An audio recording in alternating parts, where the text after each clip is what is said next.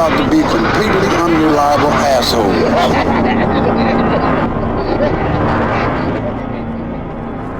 Mr. Tim. Mr. Ryan. Hello. Oh my god. My stomach is growling so ridiculously, and I just ate. It's going nonstop, and I know I want to make a movie possible? someday where it's like we use those sounds and record those sounds, so I think I just better use you as a source for that, because it's kind of hard to plan and predict, you know? But you seem pretty reliable. Oh, yeah. Yeah. Hello, everyone, and welcome to episode 34 of Dismembering Horror, the podcast show where Tim Aslin and... Ryan McDuffie. Yes, I'm Ryan. That was Tim. We watch a horror film that we've been wanting to see. Maybe we haven't seen it. Probably we haven't seen it. Or that you ideally have suggested to us, because that's our favorite. And we talk about what worked for us, you know, what did not work for us. Try to you know, as a way to get, you know, you to form your own opinions on it. And then anything we found interesting or noteworthy. We figure that all covers the gamut, the spectrum we want to talk about when diarying these films. Diarying? Diarying. Oh. Anything else you want to add? What the show is, Tim? No. It's just the best romp ever. You should listen to it. Oh, you are? Great, thanks. Thank you. And I like to clear up the beginning here. Not clear up. If there's anything from previous episodes that was just on my mind to backtrack to. Okay. Do you remember when we watched Arnold? And boy, do I. One we don't necessarily recommend you watch. Listen to the episode, though. But Tim, do you remember at the end how we couldn't agree on, and we read it different ways, whether it was the crow killing the cat or the cat killing the crow? Yeah. Do you have something definitive to say about this? No, I just, what you said to me was, I was like, oh yeah, well, it's because you're partial to cats and I'm partial to crows is why we read it that way. Just for the record, I wanted to say if I could have a pet crow, I would. Okay. If I could have a pet cat, I would too, but right. I'm really allergic to them. Oh yeah. I mean... So, what are you going to do? I'd just like imagining then you and I could just, you know, have our crow and cat familiars with us. I've known people who, like, my stepdad told me the story once of this guy who, like, a crow befriended him for about a month and would follow him everywhere to school. Whoa. He just called it Bird, and just, like, Bird would be waiting out for his, you know, outside for his class. I've been thinking about this because there's all these crows outside my place. Like, I'm sure I could get one, you know, like, to interact. Yeah. Right? Like, I just need to figure out what to do to entice it in the first place. Well, watch some videos. There's got to be, like, crowing. Yeah. It's probably called. Crowing. Yeah, you can become a crowist. This seems like a good setup for a really fun, shitty horror film.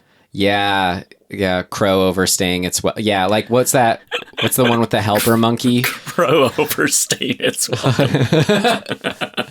We'll come up with a better title or log line.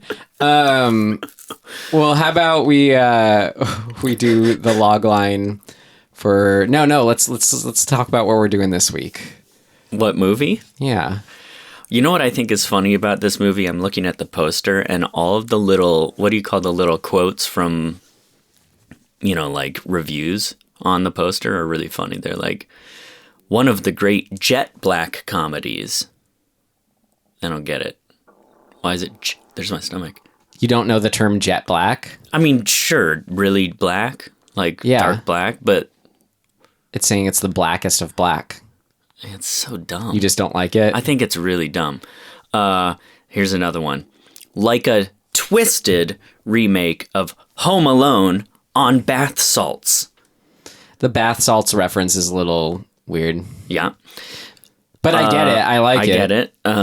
0 to 60 speed crazy. That's not even a sentence. Right. What is the film you're talking about? Well, thanks for asking, sir. That was Dave the Crow. Well, this week, and we're going to show you the trailer for it now, we watched, was it 2018, I believe? 17. Well, released in 18, yeah. Yeah, 18, released in 18. Right. We watched the film Mom and Dad. Sha-la. I go to a movie with Riley tonight? With Riley? Your grandparents are coming for dinner tonight, remember? Awesome. Grandpa telling his disgusting Vietnam stories. Take my advice, don't ever have kids. Everything just revolves around you, doesn't it? Yeah, whatever.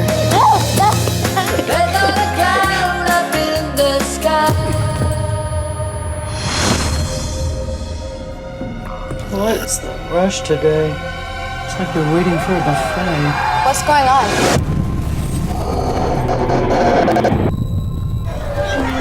Is that McKenna's mom?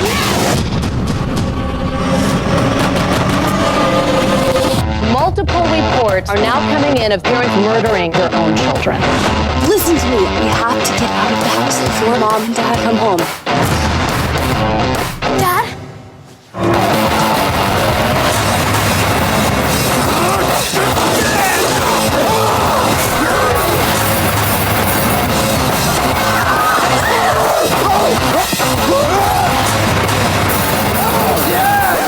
Right foot in, you take your right foot out, you do the hook in, you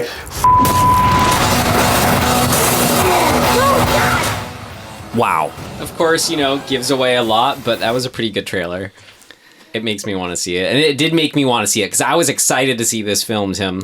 I feel like maybe I had seen this trailer very briefly at some point and completely forgot about it and didn't know what we were getting into. And then it started. I was like, oh, fuck, yeah, that's right. This. Yeah. Cool. I think I got a summary. Ooh, okay. Hit me with it. A static born, like electric static, the radio waves and crap. A static-born mania causes American parents to get an uncontrollable yet conscious urge to kill their kids. We follow midlife crisising couple in suburbia and their son and daughter trying to outwit and escape them. Yep. That's pretty much it. Yep, great. That's what I was trying to do with it. That's what I took away from it. Yeah. Man. Anything pertinent to add to what this film was as far as where our heads are at and what we took away from the isness of mom and dadness? Not really. Yeah.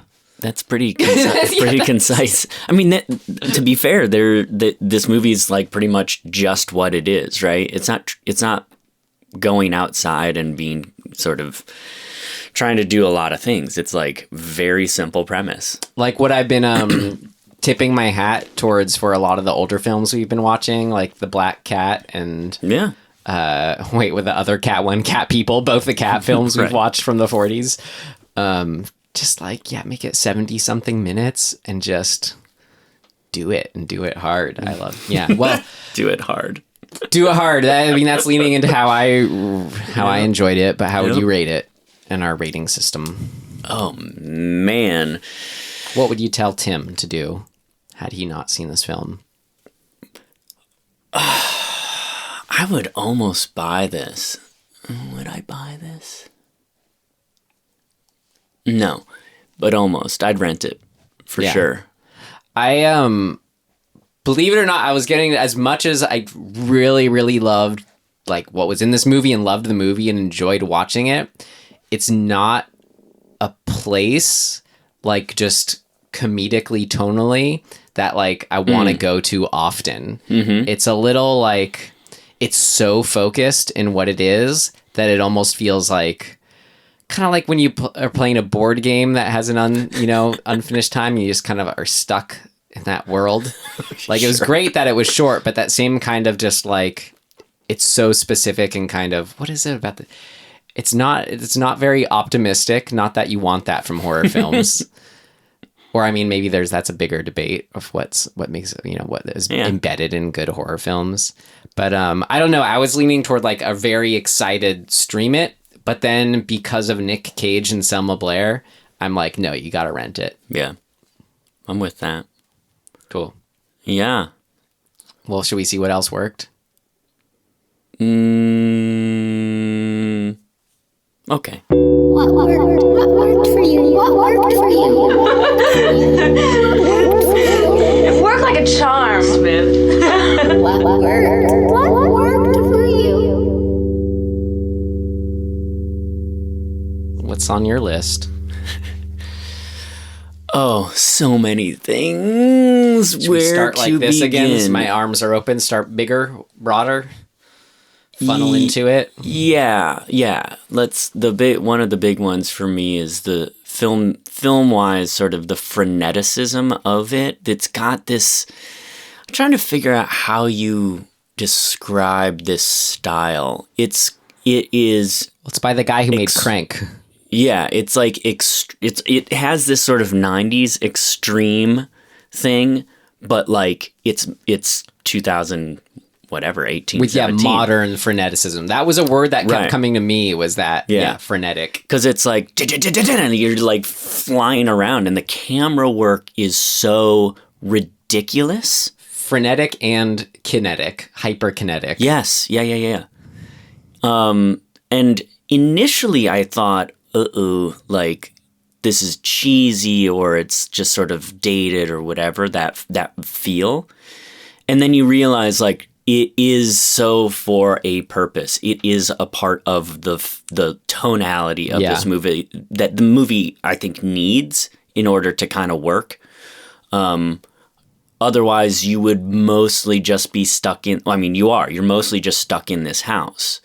So it's sort of a one location movie. It wasn't I thought that maybe going into it but you have the school, which was a major set piece. You have the whole hospital thing, and then it kind of... The hospital thing. Dude, the babies. Oh my God. Yes. No, those but are it still cutaways. is like to me, those feel like cutaways, right? Yeah, They're cutaways to the meat of the story. No, I agree. It's still all about this house showdown. That's what we were there to see. And so I think, those I agree. You need those cutaways in those other moments, and they're great. But when you sort of focus your story around sort of this one family in one place, for the most part, you do need to stylistically kind of up the ante and make sure that you're not just sitting there in a house. And like, what better way to make use of Nic Cage in this premise than have the filmmaking, spar with him? Right. And also sort of, I guess, to match the thematic thing or the plot thing, it's the idea of having a signal, some sort of random signal, fry your brain and make you go crazy and turn you into, essentially almost like an animal, like a rabid thing. You're going after a thing to try and kill it specifically. That's like that sort of rage thing. The filming should match that to some degree. It doesn't have to, but it works that it does, because we get in sort of the heads of the mom and the dad, and we feel the way they feel, and then conversely we feel the panic and the sort of like, holy shit, what the fuck's going on, from the kids. So the filming technique of that, like using that device, really helps to feel like you're in the movie or you're in the world. Yeah, to me it's it gives it an immediacy that puts you in the world, and it does. I think you could. It sort of has like a, when you're filming in high frame rates and it's got super fast cutting or super fast sort of like punching in stuff, it feels to me like a commercial. Like this seems like kind of the style of modern commercials right now. And I worried that would get tiring, and it didn't. So I don't know. This is someone... it's by Filmmaker, who I think embodies that style. So it's like they're who we look towards for it. And it's borderline Mick G, right? Right. But Babysitter, I certainly was thinking that too. Yeah. It's not even like the style specifically that I want to say like tickled my fancy, like as far as saying like the style working for me, which is what worked. But what about the style worked for me is when it's just something that feels so like fresh and a voice. Mm-hmm. That in itself is what worked for me about it, versus necessarily what it was I enjoyed for those reasons you say, but I just like when we're watching it and it just feels like it's something fresh and original in that sense, I just go like, we're watching a movie. We're watching a movie today, Tim. Yeah. You know what I mean? Somebody who actually thought a little bit about what they were trying to get across. Yeah, someone who put themselves up there or just... I think this is, you can point to a couple little design things that really speak to this too. It's like you're in this suburban house, and there was a point when I was like, Ryan, if I ever have coffee cup decals on my wall above the oven or the stove, just fucking kill me. Right. And to me, that's such a like indicative, quintessential aspect of like the shittiness of suburban, like middling life, like mediocre life. That's right. What I mentioned. I feel bad, but like I mentioned the stick figure decal, family That's decals right. on the back of SUVs. Yeah. So it's this sort of thing where it's like, this is why I think this, in a broad stroke too, is why I really, really like the movie, is because it is commenting so cleanly and directly on a midlife crisis sort of scenario, which just ties into the suburban setting. Right. Is just too perfect. Everything for is that. helping. Like the design, everything they came up with, like the beigeness of everything. And really, for today's, it would make you fucking. It would make me crazy. Feels good and modern because he says stuff like, "It's not a midlife crisis. It's not a man cave." You know. yeah. But it is, I thought to myself, holy fuck, this is Gen X. So we've spent the last 30 years or so, give or take, having stories about like the baby boomer generation having their like midlife crisis. Like the Burbs. Sure. This is finally the Gen X's who are now in their 40s. 40s. This is their version of that, and this movie, like, that's why I love this movie, because I'm essentially a Gen Xer. I'm like right at the tail end of Gen X, and I'm like, yeah, if I had that life right now, I would feel like the fucking same way, right? And like I'm just a little too young to have the T-Bird car. Yeah, you know what I mean. But I like my brother and his buddies. That's still your world you came from. Yeah. I remember those dudes in high school. Well, I was in middle school and they were in high school. Like, I remember those motherfuckers. They were assholes. The sort of peaked at high school trope. Yeah, but that particular generation of like early to mid 70s born high schoolers who were like hitting high school, getting out of high school in the very beginning of the 90s or the late 80s. Like, I remember that whole group, like my wrestling coach, who was like, I think he had been out of high school for like 6 years or something like that. So he was that generation. And, he's the guy who was like, you have to listen to the band Rush.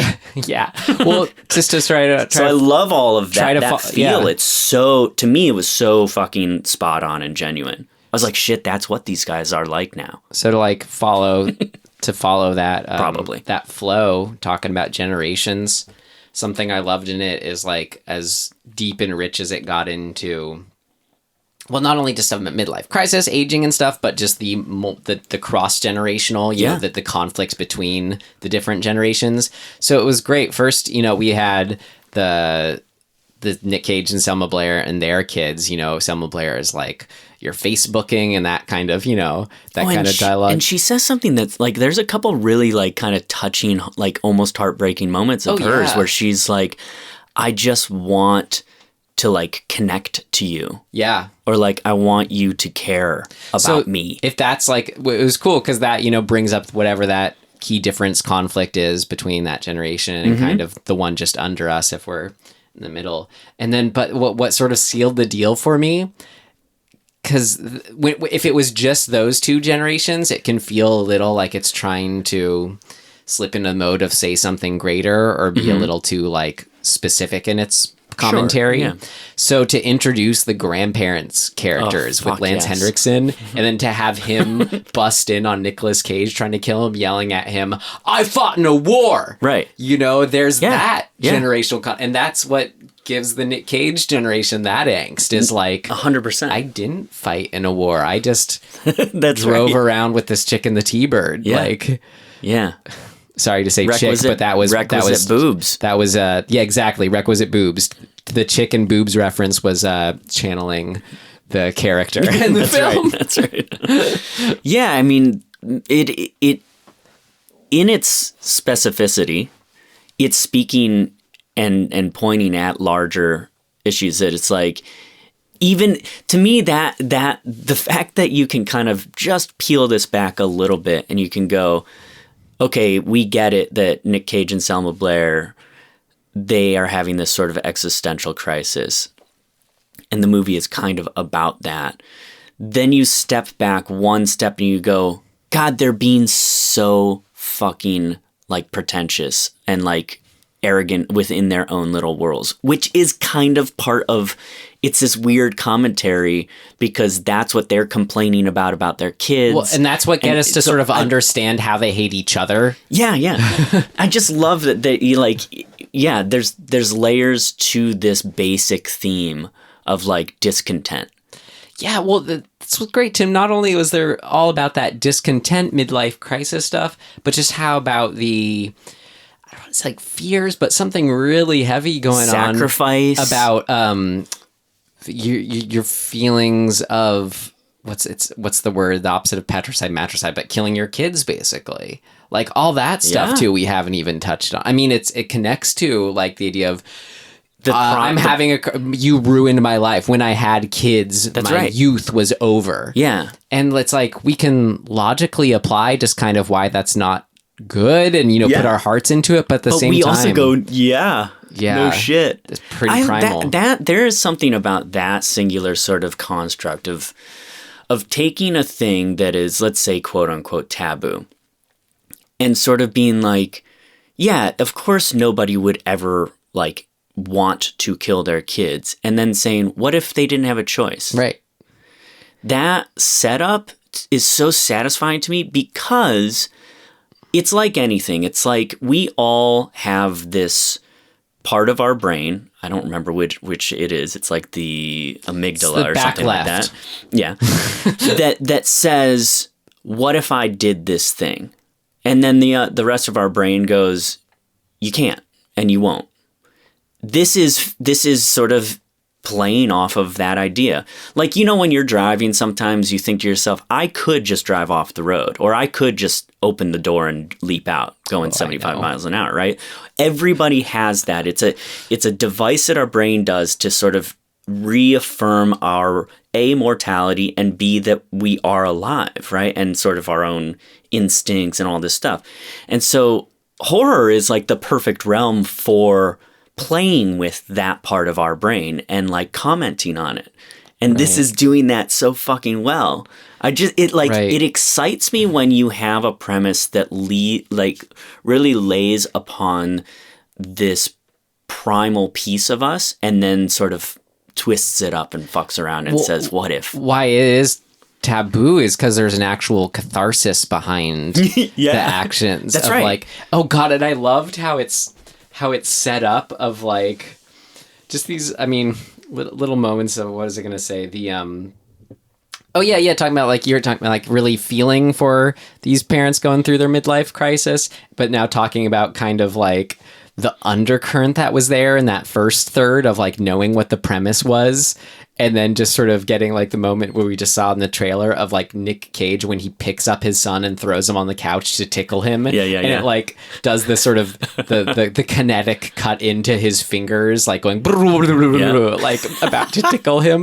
But it's just, there was something really like, I don't know. It's like, because there is a kind of, when you're a kid, experience that from the kid angle, there's like, is already a manic intensity of like an unpredictableness of like your parents sort of playing monster, playing they're going to hurt you. So I love that they put that into this just as like it's just, we are just, you know, a gnat's wing away from like that. Yeah. Well, and in real life, we see these anecdotes of times when humans snap.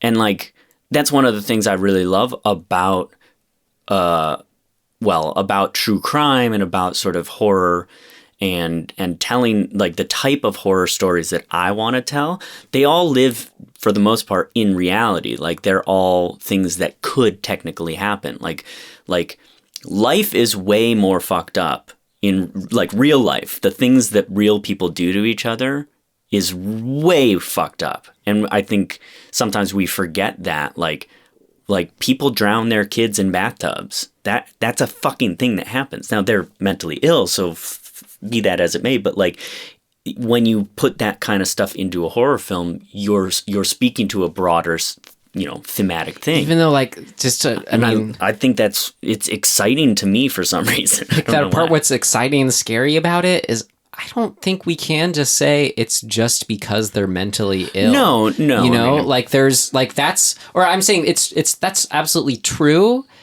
But like, what is that actually? You know, they are people on a spectrum. Sure. And I guess the point I'm making is like, we who would not do that, who aren't ill in that sense, like to sort of think about it as like, there is a clear delineation of those are the mentally ill. Right. Those are that's that person. I am not, those are not even, you know, people I consider being people. Sure. Yet, I think what points our buttons and pulls at or whatever, why it's scary is because people are a spectrum.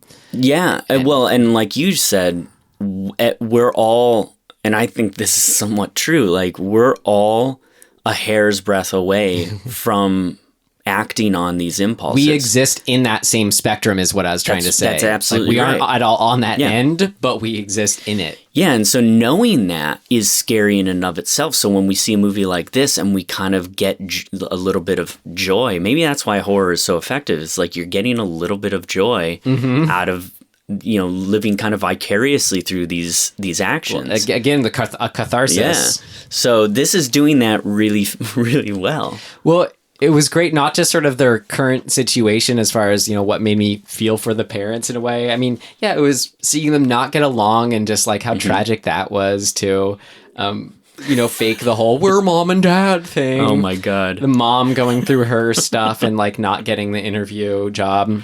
Yeah. But this was great and unique to this style, and something I appreciated. And it was those flashbacks where it was like you would be in the middle of the action, like he would be about to like take another swing at his son or whatever, and like run, you know, try to grab him, and then it would just cut back to like him in his youth or whatever. I fucking love that. Yeah, and then what was so fun about that too is not just building the sympathy for them in a way, and you know, as cartoonish as it was, but knowing that it was going to cut back into the middle of the mayhem. It's like knowing that the dunk tank's going to let go at any given point. Yeah. You don't know which softball throw it's going to be. Well, and it's such an effective device in this type of movie too, because you're going so fucking fast, like you're a freight train. You do actually need a break. Yeah. You know, and so they were really smart about kind of being like, we're pushing it, but like, okay, now it's time for a quick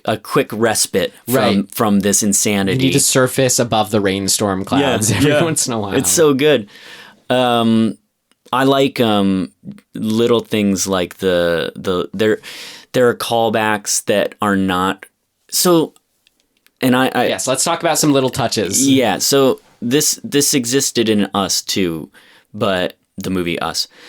But I'm realizing in the movies that we're watching that are effective, the callbacks can't be the solves.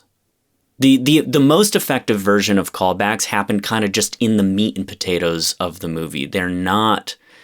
right, slipping on the toy truck just slows him down a little bit versus like saves the day. That's right. And I think that use of the callback is much, much more... I'm realizing this as I see it more. I'm going, oh, fuck, that's a better version than the callback of the thing that sort of like saves the day in the end. Right. It's like the setup and the callback are kind of on par in their sort of, you know, like where they live. Yeah.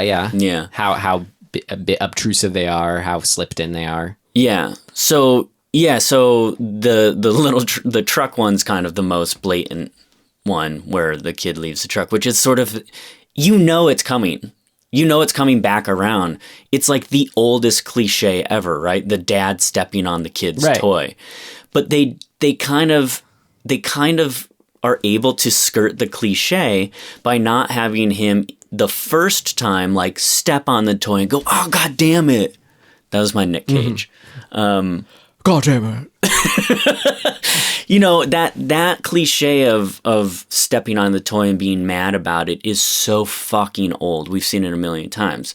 So to kind of do a different version of the cliche is really pleasing, and to have it be a callback. It's sort of really a way pleasing. of filmically saying, okay, we know this is a cliche, but don't you want to see it happen?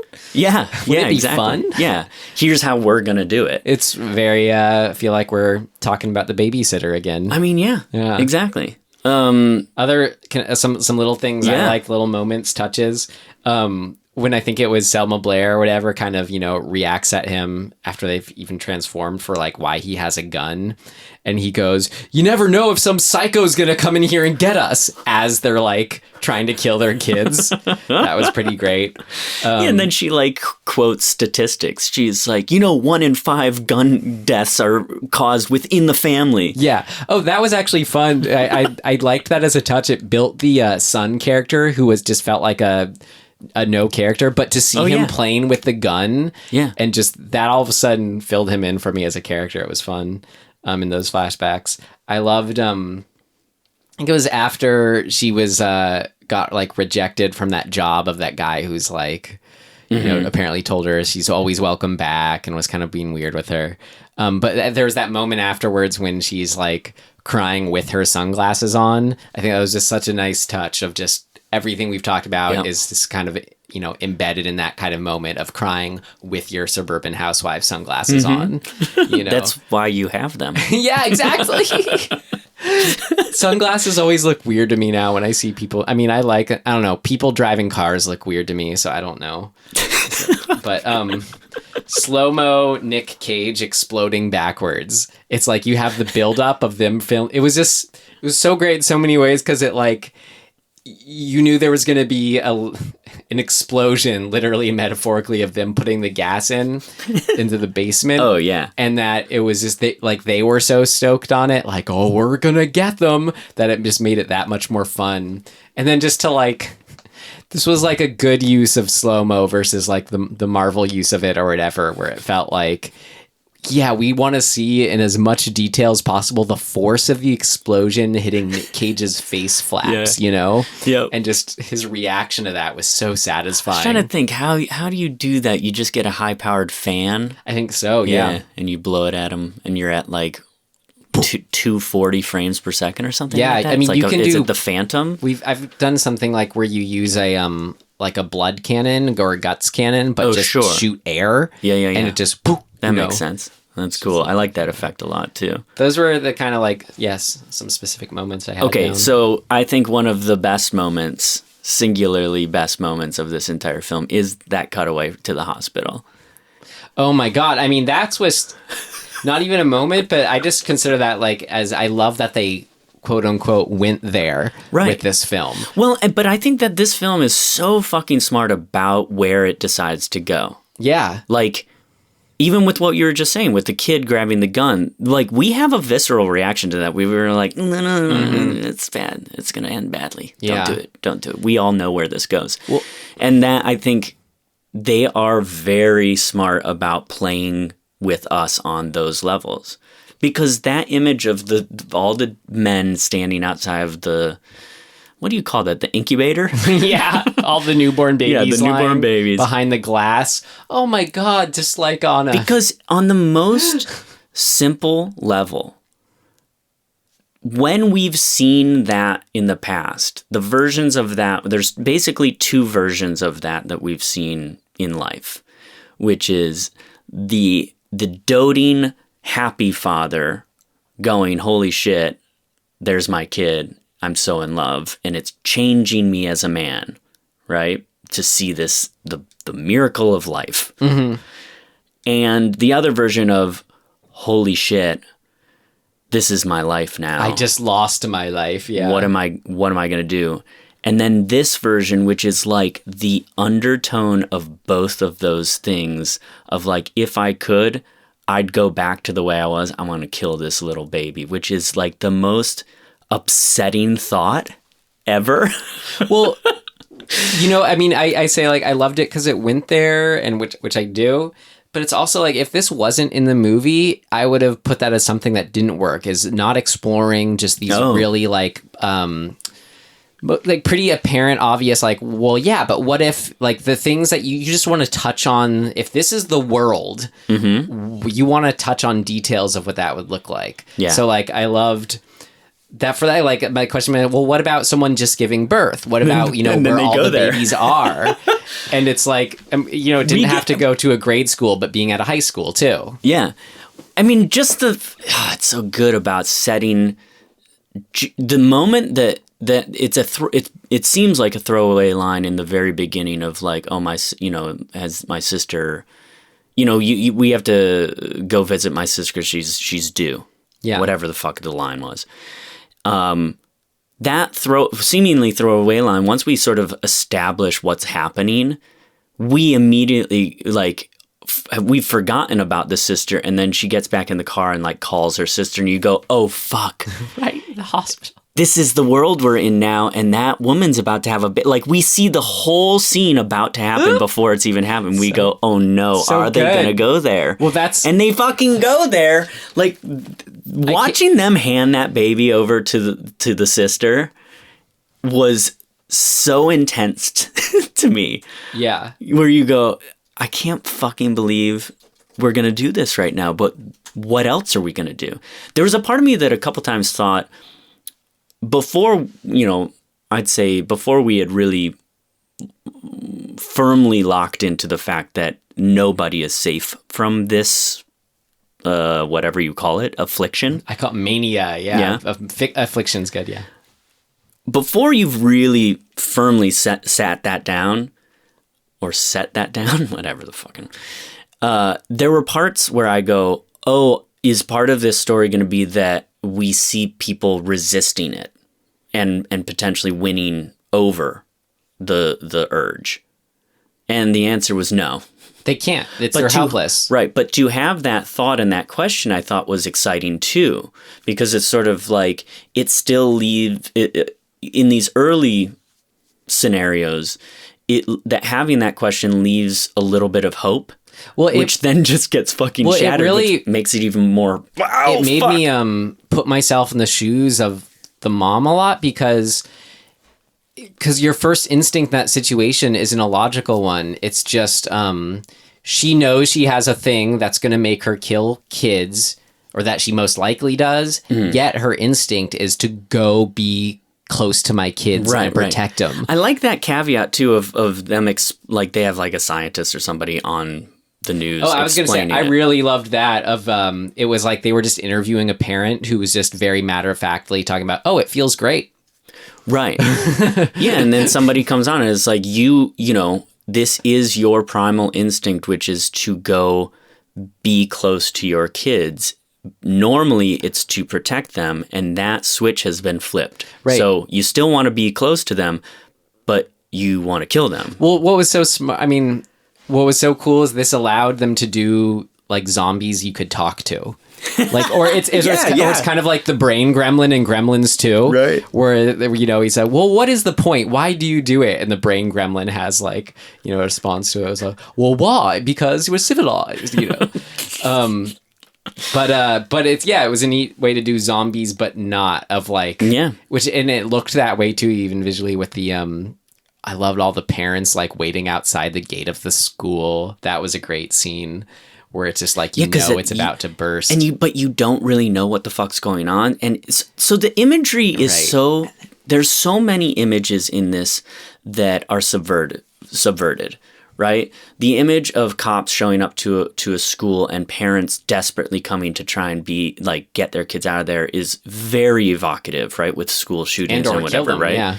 And so before you know that they're there to kill them, you're going, oh, fuck. I think my reaction was, this is somehow an active shooter thing or whatever. Not that that's actually what's going to happen, being but that's corralled and let out. That's there's the an emergency. imagery. So that by itself, even though we know we're under this other premise, the imagery of that is really evocative and really fucking gets underneath your whatever ire or whatever, because it makes we've seen that and it has a sickening effect on you. And then to put it in this world where it's we're flipping that by having the parents want to kill the kids. Every time you get one of those quote unquote, are we going too far? It works because of essentially the premise of this movie.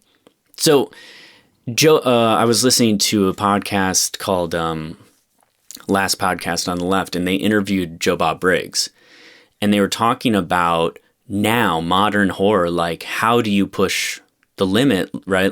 What at this point can be taboo?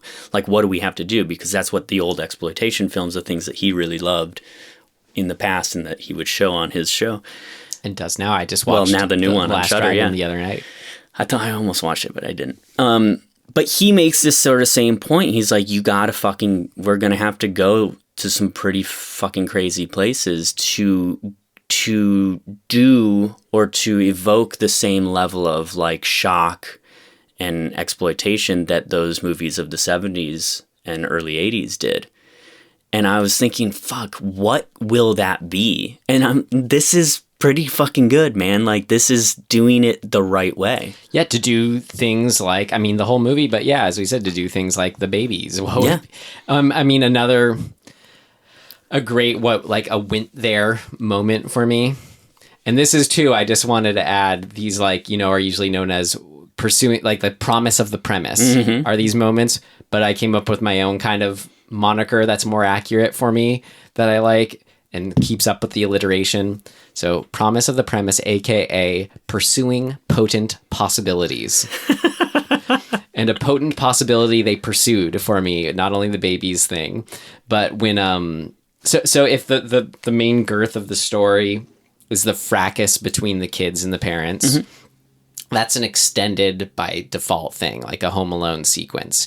So it was cool with the boyfriend character who we both liked. Oh, yeah. They were able to work in a scene that I think was a good potent possibility pursued of, but how horrifying would it be just to sort of have a sudden, to the death fight with one of your parents? Not the sort of prolonged Home Alone one the main characters go through, but the son getting home and the dad's just trying to kill him, and then he accidentally stabs his dad, is fighting him and gets a gash on him, and it's just that was intense, in a way that they couldn't do with the more lighter fare, main arc. Yeah, that scene is pretty fucking intense. Yeah, because it's speaking to a bunch of deeper things too. Yeah, even more so than the babies. You just kind of have to go laughing, shaking your head over, how extreme it is. Here's what I think I'm kind of reiterating the same point, but maybe this is a clear way of saying it. Almost every scene in this movie is showing us a thing that we know is wrong and forcing the character to actually act out the thing that we've all thought about doing but would never do. So this kid who's gotten his ass kicked by his alcoholic father, I'm sure at times has thought, I'd like to fucking kill my dad, but he doesn't. Right? In real life, he would never do that because it's his dad. He does love him. We see that in the torment he's going through. That's exactly right. So to put a character in a position to act out the thing that they have once or twice maybe fantasized about but know they would never do and make them do it is really fucked up and really like intense and brilliant for this movie because exactly what you're saying. It's not that he in his case in particular, he's not enjoying this, but see, he has to do it. And you get to see the layers of everything that it means to have to do that. Guilt and shame and like despair and heartbreak and all these things like that. For the movie on the surface, for this movie, Mom and Dad with Nic Cage and Selma Blair, to have that layered of a moment, I think is a testament to like how good the movie is, and how easily we could overlook a movie like this potentially and never even watch it because we'd be like, oh, that looks like a goofy Nic Cage movie because he's in a lot of them. But fuck, go see this movie. Yeah, because it's got way more layers than just a topical. It's like, nice after romp. sort of seeing him go through the Lord of War Sorcerer's Apprentice era to see him maybe have a bit of a resurgence with Mandy in this kind of film. And I did like Bad Lieutenant though. That was good. Oh my God. I don't think I watched it. So that's so funny. Yeah, he had a real string of like one word title movies. Next, unknown. Fucking. I'm sure there's like 20 of them. You want to hear a couple Nic Cage anecdotes, like Sure. third hand. One. So remember the Venice Beach Freak show? It's no longer there, but it was like a staple on Venice Beach for 30 years or whatever. They had like lots of skeletons of two-headed animals, and they had my God, a couple of they had some real two-headed animal, or some living two-headed animals there too, and yeah, I have no idea reptiles that are born with conjoined or whatever, and where they have two heads. So apparently, like Nic Cage, this was what the guy who was like out front hawking people with this two-headed lizard was like, yeah, Nic Cage once, I helped broker a deal or something where he bought like a two-headed snake for like $500,000 or something. Just imagine Nic Cage being, my two-headed snake. Isn't Nic Cage notorious for? Is it him who's notorious for buying like crazy stuff, really absurd things, like a dinosaur head? If this anecdote tells you anything, yes, it is. And then the other one, real quick, is I had some friends. This was not our mutual friend Mikey, but another friend who worked at the W Hotel here in Hollywood. And Nic Cage was staying there once, and my friend who was working there said that his coworker was waiting on Nic Cage, and would be going up to his room to deliver things. He said he was a great guy, super friendly, but that everything he did, or the way he spoke, is he repeated every word twice. So he said, hello, come in, thank you, you're welcome, yeah. Oh my God, that's so funny. that was kind of his cadence style. This is so tangential, but it reminds me of I worked in a Italian restaurant, a sort of wannabe mafioso in Rochester, New York. The Rochester mob was pretty lame, but they thought they were cool. And so I worked in this Italian restaurant, and it was the type of place that had like everybody had a fucking nickname, like Fat Joe and whatever, and Johnny Salami. Yeah, exactly. There was a guy at the bar who was called Tommy Two Times. I think it was Tommy. Maybe it was Jimmy Two Times. I don't remember. Jimmy Two Times. And the reason he was called whatever 2 times, Tommy 2 times, Jimmy 2 times, was because he repeated the last word of every sentence. There you go. So he'd be sitting there, he'd be like, hey, how's it going? Can I get a club soda? We should have maybe saved this for things of note. I just got excited about Nic Cage. Anyway, so what else? I love Selma Blair. Yeah, Lance Henriksen making an appearance. That cult staple. Is so fucking good. And it was so exciting because I had kind of forgotten about them until that moment. Yeah, they did that really. I mean, the beginning in the trailer. Oh, that you have to stay in because grandparents are coming to visit. Totally forgot. Right. Oh, it's so good. Just because like it's so they're throwing so much stuff at you so fast that you're like picking up on the exposition is getting in the best way that exposition works when it's working. It's embedded versus like told. Yeah. What else you got? That's pretty much all that I have. I mean, we kind of already mentioned it, but I love that. Just it was fun to see something embrace the scale of it. Like, this is just showing all the news. Like, this is happening everywhere. Like, versus just sort of a story of, this is isolated to just these parents, just this, yeah. But I don't know. I feel like that's always a thing to address in horror movies. Is the police involved? Is the world involved? Is the news involved? Which of those directions do you go? Yeah. So for this, the bombacity of this film, I just appreciated them going that direction. The only other thing I have really is the sort of counterpoint. That's what I'm trying to say. The counterpoint of Selma Blair and Nic Cage's relationship in the beginning, has that kind of icy, we're bored, the love is lost. He wants to go fucking, he's probably, like, her friend says something about he's probably fucking somebody else, in the T-Bird again, and that's a history thing. Like, she doesn't want to think about what happened in the T-Bird, all of that. To later in the film when they are together. I'm so glad you said this. This was the other thing I had. They're a team again. They are such a good team, and they're like enjoying each other. Because there's like a reverence. Yeah, it's stark and depressing for it's like the whole film to see them like just not be loving each other. Yeah, and then just to see it's like you get them as a couple as soon as they bond over killing their kids. Yeah, and the Sawzall. The what? The Sawzall. The reciprocating saw. Yeah. And listening to Nic Cage say Sawzall over and over again. Sawzall is so fucking good. I love that he's like, that's not gonna fucking work. And she's like, just watch me. And she fucking lays into the door with it. And it doesn't work at first, but she gets it. It's good, man. It's just good. Yeah, seeing them bond. Mm-hmm. And it just messes with you, the viewer, in the best of horror movie ways because of what they're bonding over. And of course the flashback cutaway of him building the pool table. Did we get flashbacks of her younger? I don't remember any. Well, I mean, that one, I guess. We got her backstory filled in, but when she was younger, I don't think so. No, I don't think so. So yeah, the whole pause the movie and go back to his midlife crisis sort of moment, and them like having it out and him sledgehammering the pool table and all that is great.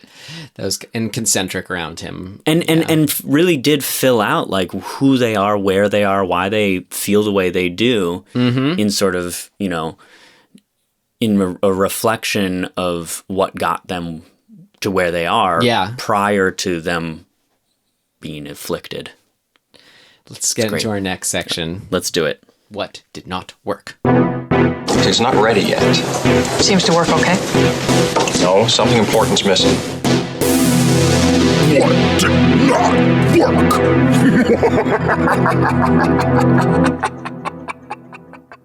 What did not work for us? What did not work for Ryan or Tim? Not the film. We aren't harping on anyone here. These are just our reactions. I didn't like the little kid, the boy, that much. There were times when I was just like, yeah, but I liked that about it because then it plays with your little like, that's true. I want to kill him. I didn't look at it that way. You're right. I wanted to kill him. There you go. Yeah, okay, cool. Good job, casting department. I didn't like the daughter that much, but at a certain point, there's a shot of her. I don't remember the context of it, but I just remember going, holy shit. She looks exactly like a combination of Nic Cage and Selma Blair. Good casting. Holy fuck. Yeah. Because she has like Selma Blair's eyes, but she's got kind of a rounder... I'm already forgetting what she looks like. Big cheeked face that's more Nic Cage, current Nic Cage. So I was like, oh, fuck. I was rooting for them just to like, Yeah. I think I wanted to see the sort of arrogance of the parents get put in place. And it did. Yeah, exactly.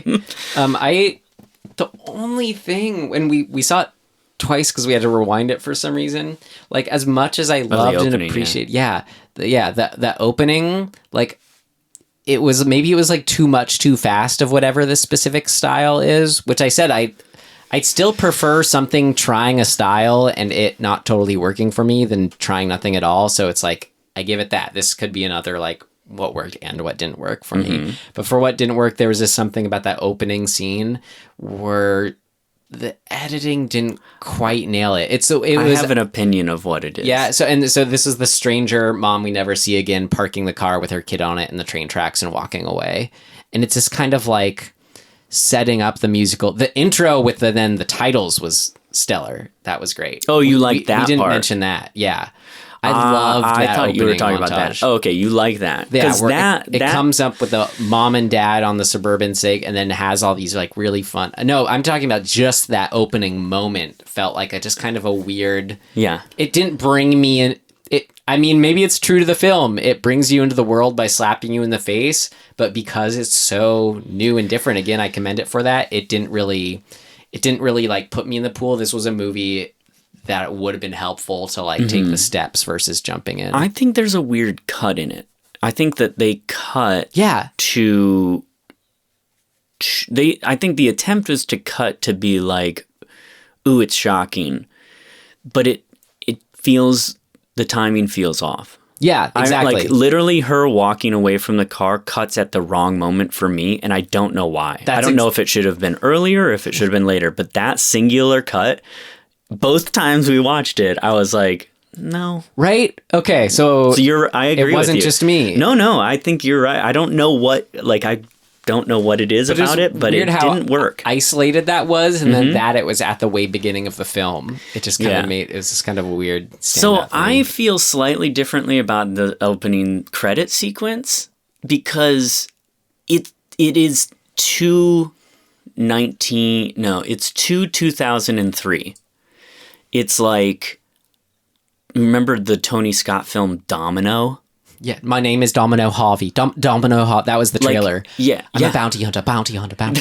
Oh, God. You're right. So there's this like Domino Harvey. thing that it's too of another era that I am like, why are we doing that again? It felt to me like it was the kind of elevated, being elevated above the homage it is, just kind of like... Okay. I really dug that opening credit sequence, actually. Fine. You're wrong, Tim. Okay. Well, it won't be the first time. You're wrong, Ryan. So let's see. What else didn't work? I mean, the only thing for me was this kind of, that what I mentioned at the beginning, but I can elaborate on, was this kind of like the limited... So, I mean, the story of the film, it was a large scope, but tonally, it's a small, specific scope.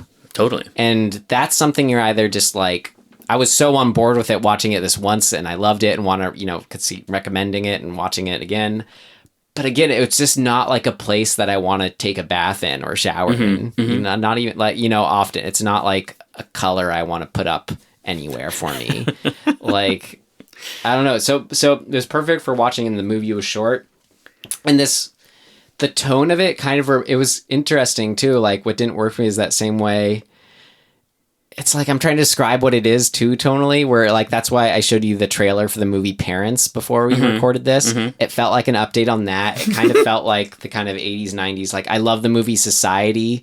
I have Brian watched it, Usno movie. And then the first Troll movie, not Troll 2. Oh yeah. But the first Troll, there's this really specific sensibility. Me and my friend Ramsey, we always go for looking for these kinds of films of like these early 90s, late 80s kind of like film. I don't know how Sonny else to Bono describe is in that. Yeah. It is Troll.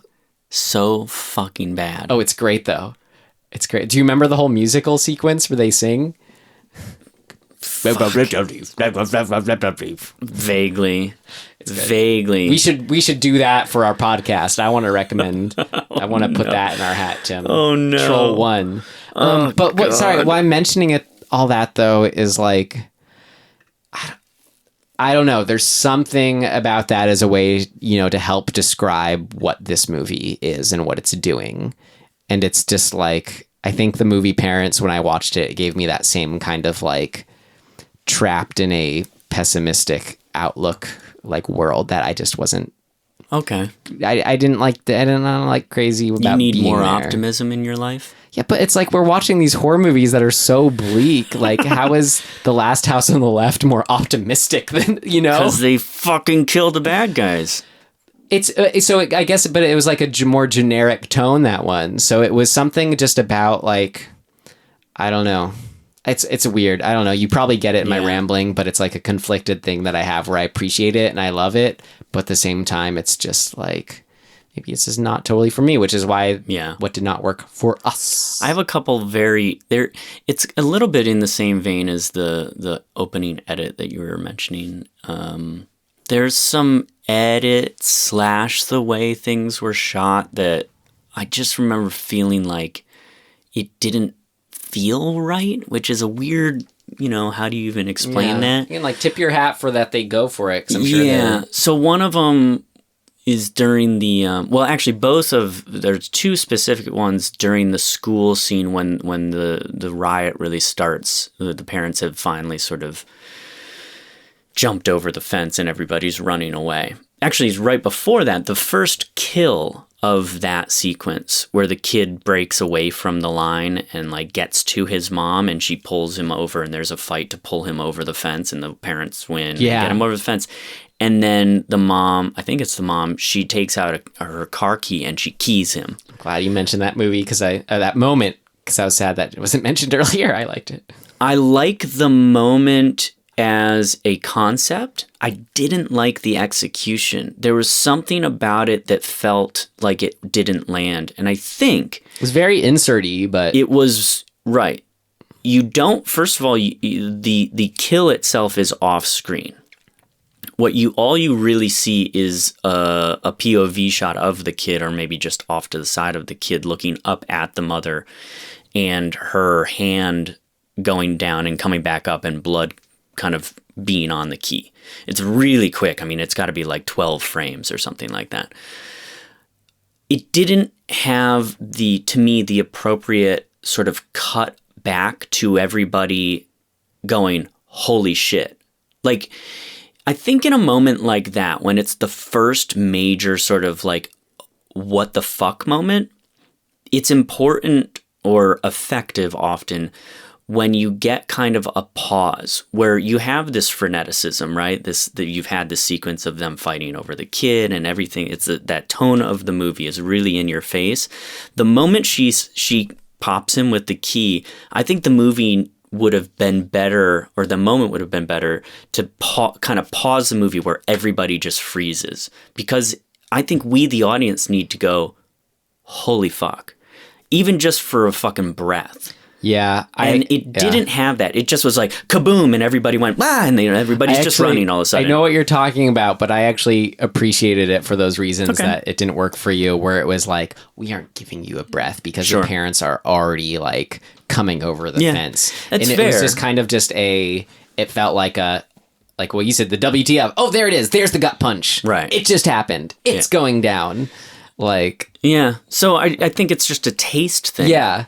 And then subsequently, when they're running across the football field, there's a couple shots of parents sort of jumping and like tackling on the football field. Yeah, that felt a little wonky. I don't know if it was just the angle that they chose or it's definitely all I'm sure a rush shoot. Yeah, probably. Like anything they wanted more. Time. And it's a stunt in and of itself, so it depends on if the the actors that they're using are stunt people, or if they're actors trying to do a stunt. That makes a difference in how it feels. Yeah. But that's kind of it. Which are so small things, Very small things. I do have to say, I'm sorry, Ryan, but we have to bring back an old segment called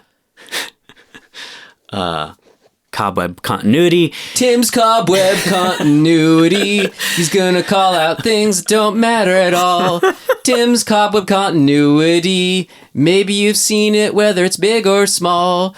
He notices things that you may have not. They bug him, whether they should have or not. He hates it. Why is it called Cobweb? Because in the first episode we did The Babysitter, there's some cobweb that moved on someone's hair. Tim's Cobweb Continuity. Please isolate that and play it every time I do this. Okay, there's a moment when the son, is eating a rocket pop, and Nic Cage is talking about, like, scolding him or whatever, post-scold, for doing something to the T-Bird. I don't even remember what the fuck it was. The rocket pop. This is a very simple solve. Don't use a rocket pop that has multicolors, because if the kid finishes part of the rocket pop in one take and then you do another take and you have to replace the rocket pop and there's red, blue, and yellow, or red, blue, and white, but in one take it's just all white and the other take it's red and blue, and then one take it's just red because he's finished more of it. It's annoying. I noticed that and I'm like, oh God, Tim's noticing it. Tim's noticing it. It's like when people are smoking cigarettes and in one take the cigarette is down to the butt It's and the like other. there's It's just the like, sliver fuck, of the same. guys. It was like the sliver of white at the top versus a little bit more of the chunk white third. It's enough. It was enough. Get a fucking fake one. Have him lick a fake one. Who gives a shit? You don't even have to lick it. Continuity, people. Come on. But maybe it wouldn't have. Where's the script supervisor? It was probably an editing choice they made. You know, it's like no one's gonna care that much. Fuck. Drove me completely insane for about 30 seconds. Yeah. All right, the end. That was Tim's Cobweb Continuity. We hope you enjoyed the portion of the show. It didn't really matter all that much unless you're a crazy person like Tim. But that's okay because we're all crazy. Make sure that you pay attention on set to continuity the best you can, but in the end, always edit for performance. Fine. Should we do one of our regular sections again? That's Sure, let's get into it. That would be... well, we did our... Oh, things of note. We actually do have a big section left. Yeah. Great. Things of note. Things of note! This should be interesting. I have a thing of note that is unrelated to this movie, but is related to Troll. The main character's name is Harry Potter. Yeah, that's the Potter family. And the dad's Harry Potter Sr., so it's right. Harry Potter, Harry Potter Jr. my mind. Well, we'll talk about that more when we review Troll. But for this film, remember when we were watching it and like you recognize the teacher and you're like, oh yeah, that guy. He's kind of like the dark-skinned, light-eyed guy. Wait, I feel like I watched Pulp Fiction yesterday. Is it the guy? Is it the dude in the Zed's Dead sequence? Not Zed, but the other one, the shop owner. Because I thought I was watching that and I was like, wait, is that guy? Well, you looked it up? I had an actual like that moment, confirmed that moment. Oh, really? Note, which was like then that next day, like that next morning, I was looking at Kevin Smith is shooting his new J.M. Silent Bob movie right now. Oh God! And he posted a picture of that actor. And I'm like, oh my God, that's who we were just wondering who he was. His name is Joseph Reitman. So right after we were wondering who that actor was, I saw him the next day on Kevin Smith's Instagram. Hadn't ever really seen him before. So it's just one of those interesting coincidences. I'm looking at this dude. He looks so fucking familiar to me. Joseph like Reitman. I've met him, but I don't think maybe I have. I don't fucking know. Do you have anything else of note? Well, you kind of mentioned the director.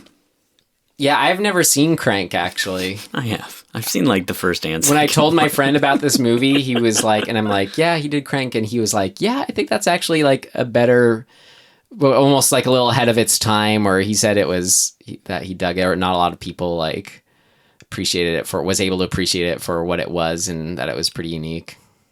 Yeah. I thought they were fun and totally ridiculous. Knowing they're ridiculous. I mean, I think in one of them, he, like, falls out of a plane and lives. Well, was there anything about that director? No, I just think it's sort of interesting and, like, makes sense that that's the guy that directed this. Yeah. That's all. I didn't really have anything else. The only other thing I had, a little one at the end of the special. Wikipedia, the Wikipedia found this noteworthy, and so did I, was that one of everyone's favorite directors, John Waters, whether you like his films or not, you gotta love him. He named the film one of the best of 2018. It made the 4th best film of the year for him. 2018. This is fun. I appreciate John Waters' opinions. Yeah, he's great to listen to speak, if anything. All right. I think one other sort of thing that, in the era of Netflix and what did we watch this on? Hulu? Yes. Yeah. I'm just wondering how this movie makes money. The box office wasn't big, so I It think was shit. this is one of those movies. Did it even come out in theaters? I guess it had to, but it was small release. I missed it, but I think this is one that hopefully will. I mean, break even in 10 years. I guess. I think it's only going to get an uptick. Hopefully, because of our podcast here, Tim. Yeah. We say rent it. So spend your money. Give your iTunes the $4 or whatever. Yeah. Fuck yeah. Yeah. Let's get people to make money. Let's make good stuff. More Nic Cage, Selma Blair original films. Like Nic Cage needs more money. Do you think Nic Cage needs money because he keeps buying dinosaurs? Here's another thing of note. So I think I was reading about this movie, right after it. You have to put $1 million as a holder into his account for him to even read a script. Like, you can get the money back or whatever. Oh my god! But it's just a retainer to say we are serious enough that we. God. No, this was I was listening to the Mandy behind the scenes, I think, or reading about Mandy. Oh, which is on Shudder. Yeah. I watched the behind the scenes on there and been wanting to watch Mandy again. But yeah, that was kind of great little thing. Another Nic Cage thing of note. Oh my god! Can we do our let's next section, which does not have a musical? RecommenDEADs some things. Yeah. You have anything handy? Well, I did, but now I don't remember what it was. I have spent probably 15 hours of the last few days. This is so stupid. So you got me Letterboxd, or you told me about Letterboxd. Yeah. This site that's sort of you can use to basically track. I don't know, how do they describe it? Like the purpose of it. It's like you can track what movies you've watched and then rate them and community, social, blah, and all that. So I've tasked myself with trying to click on every movie that I've actually seen to see how many that is. Which when I've asked why, you can't really clearly answer me. I think it's because I opened this thing. It's like I opened the fucking box. I can't. You can't not finish. Now I have to fucking keep going.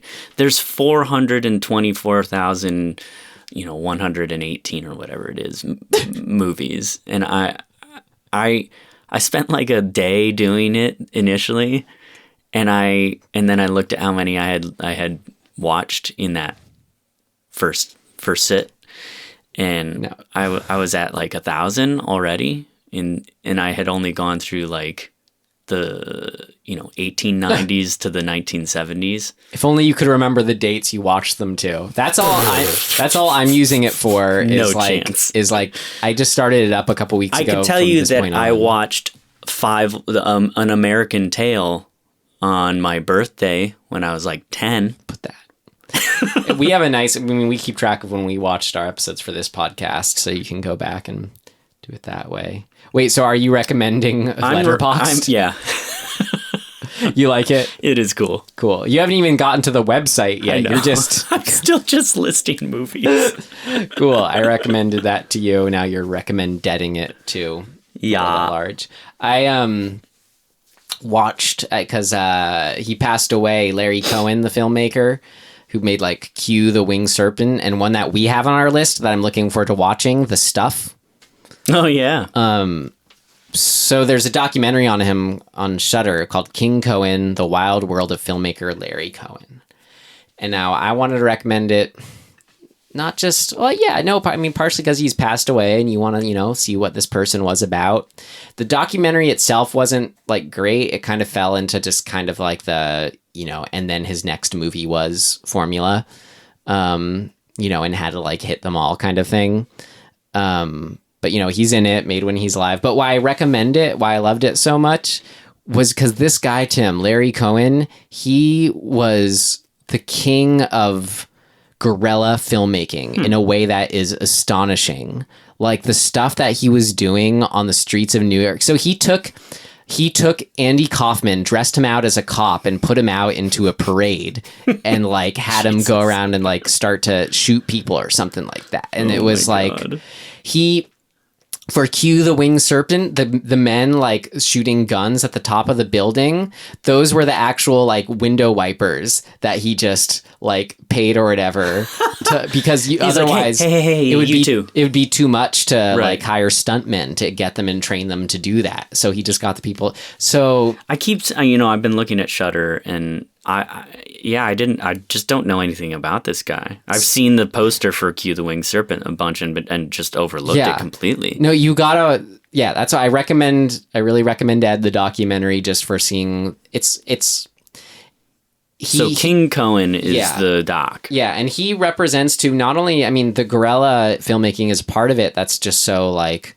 I want to say admirable, but really inspiring in an almost way. Sure. That comes from the spirit that he emblemizes, which is the utter run and gun by the seat of your pants. Like he hates, having the script ahead of time. He really like makes it up as he goes kind of thing. Like, oh, we don't have the okay, well, if we start shooting this scene, he's kind of the master of that energy, which is like, I feel like when I can harness, even just a bit of that, I feel like I'm excelling in a certain regard. So I found it very, as I said, inspiring in that sense. Cool.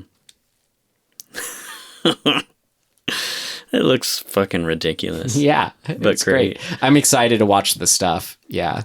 Oh my God. Which, I know. hey, maybe that will be the next poster. movie. It's my turn to, where's the hat? It might be. You ready? Yeah, I want to pull from it. I put it in a new hat. It's the Make Television Great Again hat that I got from Nicholas Winding Refn. Here you go, Tim.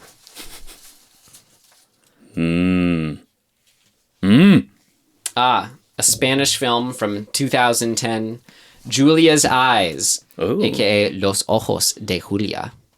Sure, we saw this on some list. Probably. Blah, blah, blah. Great.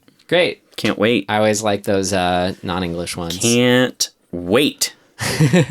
So join us next week for Julia's Eyes, Los Ojos de Julia. Listening to you barf like a disc jockey is true dream come true. I'm Kasem Cassie. Julia's Eyes. But seriously, folks, you could join us next week. And if you haven't found us at Dismembering Horror, that's where you can find more of us. Sorry, right. dismemberinghorror.com. Oh, yeah. This is Dismembering Horror. Yeah. Our website's dismemberinghorror.com. And on Twitter, I'm trying to be more active on our Twitter, which is at DisHorrorPod. And I'm trying to be active on our Instagram, which is at DismemberingHorror. Yeah. Check us out. If you want to send me a real personal message, you can find me at Tim Aslin. You know what I'm saying? And you can email us at dismemberinghorror@gmail.com. Shit, I should look at that email. You talked over it. dismemberinghorror@gmail.com. Yeah, I have no idea. Have you looked at that? Yeah. Oh, check it like once a week. Oh, okay, good. At least somebody is. We should attach it to our accounts. Anyways, cool. That was Mom and Dad. Next week is Los Ojos de Julia. Mm-hmm. Ven aquí para más Dismembering Horror. I don't know what that means because I don't speak languages. El próximo semana. I think that means next week. Yeah. One day are we going to have like a sign off? It'll come naturally. Yeah. We don't have one of these days we'll have a sign off. Goodbye, everyone. Bye.